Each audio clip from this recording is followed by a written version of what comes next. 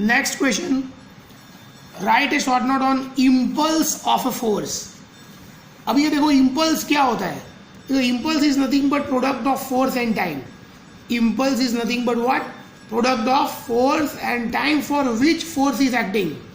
तो यहाँ पे डेफिनेशन लिखी है मैंने, it is the product of force and time for which force is acting on the body. तो इसका फॉर्मूला आएगा आई is equal to F into T.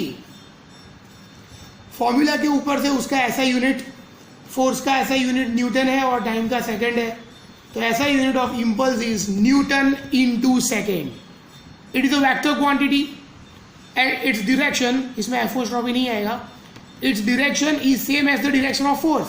मतलब इम्पल्स कौन सी डायरेक्शन में आएगा, जिस डायरेक्शन में फोर्स है उसी डायरेक्शन में इम्पल्स आएगा, right. According to Newton second law of motion, हमने पढ़ा था F is proportional to delta P upon T. हमने प्रोपोर्शनल को निकाल के डायरेक्ट इक्वल टू लिख दिया है, राइट। यहाँ पे के आएगा लेकिन के की वैल्यू तो 1 होती है ना, तो हमने लिखा F is equal to delta P upon T. अभी टी को उस साइड ले जाओ तो क्या आएगा, F into T is equal to delta P. अभी आपको मालूम है एफ इंटू टी क्या होता है, आई। एफ इंटू टी क्या होता है, आई। तो एफ इंटू टी के बदले मैंने आई लिख दिया, तो आई इज इक्वल टू क्या आया, डेल्टा पी। मतलब आई मतलब impulse of a force is equal to delta P, मतलब चेंज इन मोमेंटम। ये बहुत इंपॉर्टेंट 1 मार्कर है कि impulse of a force is same as which physical quantity, तो मोमेंटम आएगा। क्या आएगा, मोमेंटम। और मोमेंटम का जो फॉर्मूला है वही फॉर्मूला आप इम्पल्स का लिख सकते हो। मोमेंटम का फॉर्मूला है केजी मीटर पर सेकेंड, सो इम्पल्स का फॉर्मूला भी क्या आएगा, केजी मीटर पर सेकेंड। मतलब इम्पल्स के 2 यूनिट हुए, unit first unit Newton into second, Newton into second, और second unit KG metre per second, right. Impulse किसके जैसा होता है, चेंज इन मोमेंटम के जितना ही होता है। और इम्पल्स क्या होता है, force into time. The product of force into time is called what, impulse, right. तो ये हो गया impulse. Next question, explain the various units of force from Newton second law of motion. मतलब न्यूटन के second law के ऊपर से आपको फोर्स के अलग अलग यूनिट एक्सप्लेन करने हैं। वेरी गुड क्वेश्चन, ये आपको न्यूमेरिकल में बहुत काम में आएगा। तो आपको मालूम है ऐसा unit of force is what, Newton. ये नया क्वेश्चन है, ये क्वेश्चन यहाँ पे खत्म हो गया है। आपको मालूम है न्यूटन सेकेंड लॉ में हमने क्या प्रूव किया था, F is equal to M A, ये कैपिटल और ये 2 स्मॉल। तो मास का यूनिट मालूम है आपको, what is the unit of mass, KG. और एक्सेलरेशन का यूनिट क्या होता है, मीटर पर सेकेंड स्क्वायर। तो फोर्स का यूनिट आएगा KG metre per second square. Force का यूनिट क्या आएगा, KG metre per second square. ये हमने कहाँ से लिखा, फॉर्मूला के ऊपर से, बराबर। तो फोर्स का एक यूनिट न्यूटन है और दूसरा यूनिट है kg metre per second square. KG मास का केजी और ये मीटर पर सेकेंड स्क्वायर। तो हम दोनों को कंपेयर कर सकते हैं।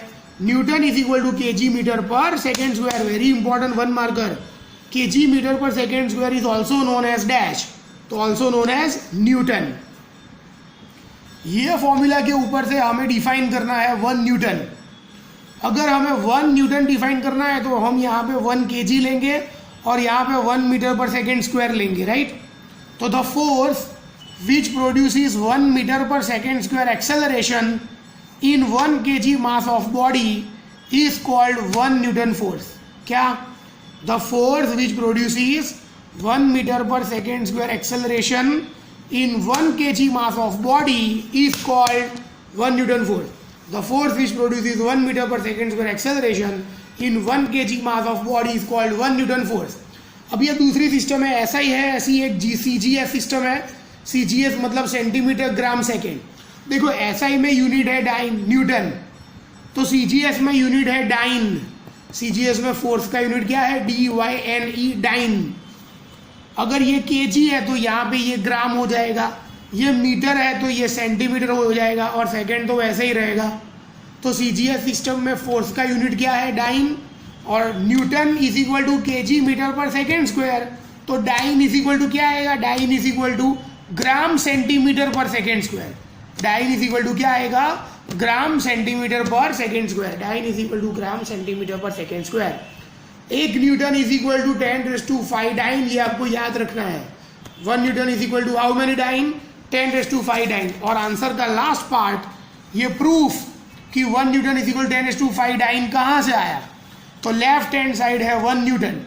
न्यूटन मतलब क्या होता है, kg metre per second square, मतलब 1 kg into 1 metre per second square.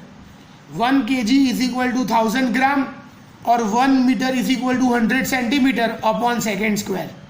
100 into 1000, 100 into 1000 gram centimetre per second square. और आपको मालूम है कि gram centimetre per second square क्या होता है, डाइन।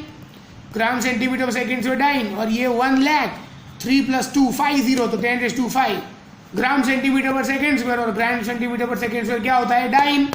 सो हमने प्रूव कर दिया कि 1 न्यूटन इज इक्वल टू कितना डाइन होता है, 10⁵। तो कोई पूछे कि न्यूटन क्या है, तो आप क्या बोलोगे, SI unit of force is Newton. और कोई पूछे कि डाइन क्या है, it is CGS unit of force. CGS unit of force is dyne. 1 Newton, Newton के बदले क्या लिखा, kg metre per second square, मतलब 1 kg into 1 metre per second square.